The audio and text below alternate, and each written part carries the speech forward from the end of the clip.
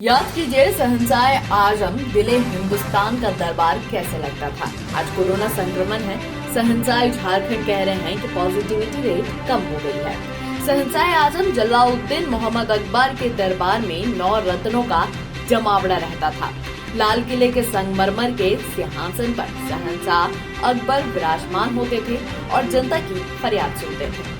अब जमाना बदल गया है। शहंशाह वीडियो कॉलिंग और NIC के वीडियो कॉन्फ्रेंसिंग के जरिए अपना पैगाम पहुंचाते हैं और जुगजुगी अथवा ढोल से नहीं, मोबाइल, ट्विटर और फेसबुक से जनता तक मैसेज पहुंचा रहे हैं। कोरोना काल में सरकार कह रही है कि हमने 12,000 ऑक्सीजन युक्त बेड तैयार कर दिए हैं। हम केंद्र से सराहना नहीं चाहते, लेकिन देश भर को ऑक्सीजन दे रहे हैं। रेल से, हवाई जहाज से ऑक्सीजन भेज रहे हैं। बोकारो जिले के सल्तनपुर गांव में जहां 7,000 की आबादी में 30% लोग सर्दी जुकाम से परेशान हैं, वहां झोला छाप डॉक्टर ही एकमात्र सहारा है। वहीं खूंटी में तो जिला प्रशासन ने मुरहू, तोरपा, कर्रा और अन्य जगहों पर नीम, हकीम, वैद्य, झाड़ फूक करने वालों को कहा है कि वे कोरोना के सरकारी किट को लोगों तक पहुँचाए। दवा अपने से नहीं दे। इचा के कुटका गाँव में अज्ञात बीमारी से 15 लोग मर जाते हैं।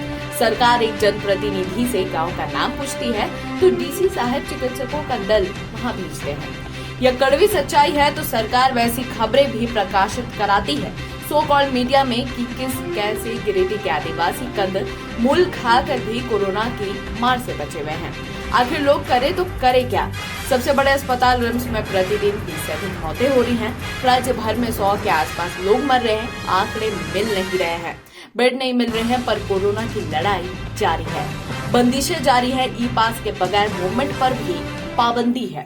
अगर मान लीजिए अगर किसी की तबीयत खराब होता है, कहाँ ले जाना पड़ता है? देखिए, गांव में किसी तरह का व्यवस्था नहीं है। एगो दूगो डॉक्टर कहीं पर सिंपल है, झोला छाप, उससे नहीं होता है तो ले जाना पड़ता है। बोकारो छोड़ के कहाँ कोऑपरेटिव ले जाना पड़ता है, चाहे BGH ले जाना पड़ता है। और यहाँ ना एम्बुलेंस है, ना कुछ है, ना कुछ नहीं, कुछ साधन नहीं है यहाँ पर। रात 12 बजे 2 बजे किसी पे मरीज को कुछ हो गया तो यहाँ कुछ व्यवस्था नहीं है।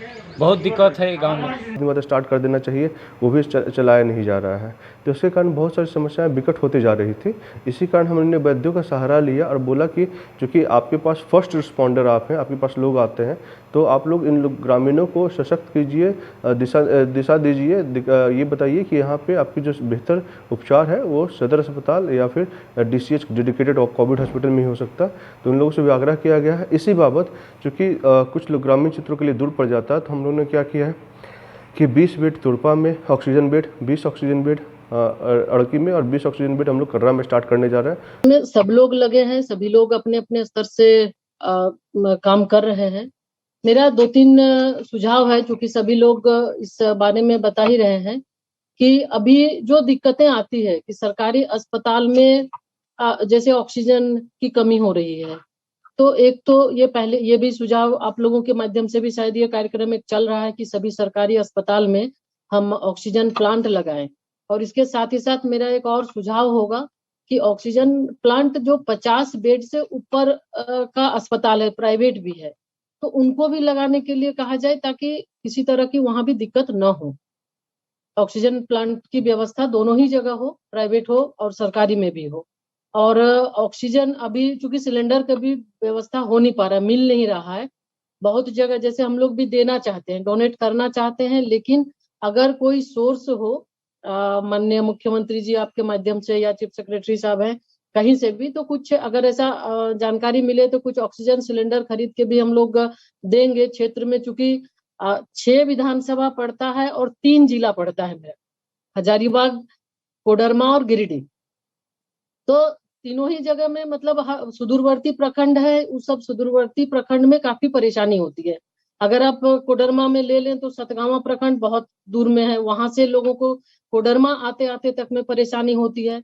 गिरिडीह जिला का गांवा है, तीसरी है, राजधनवार है, इस तरह सरिया है, तो ये सब प्रखंड भी है, तो सुदूर में पड़ता है, दूर पड़ता है। वहां से अगर पहुंचे गिरिडीह तो बहुत देर हो जाती है।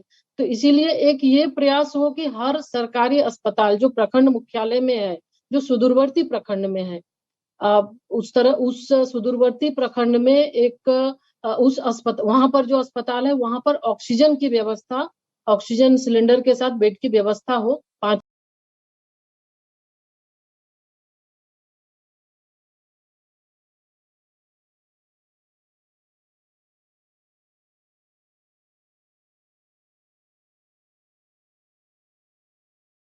every welcome you've never known.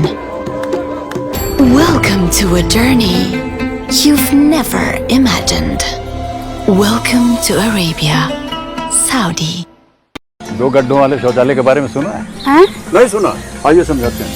देखिए, 2 गड्ढा बनाइए। पहले वाला जब मल से भर जाएगा ना, तो ये चालू हो जाएगा और साल भर के अंदर इसके अंदर जो मल है ये खाद बन जाएगा, इसे खाली कर दीजिए। इसी तरह शौचालय जो है वो आजीवन चलता रहे, न बीमारी फैलेगी न बदबू। और पैसे? अरे वो सेप्टिक टैंक से कई गुना सस्ता। हाँ, क्या समझे? शौचालय 2 गड्ढों वाला ही बनवाना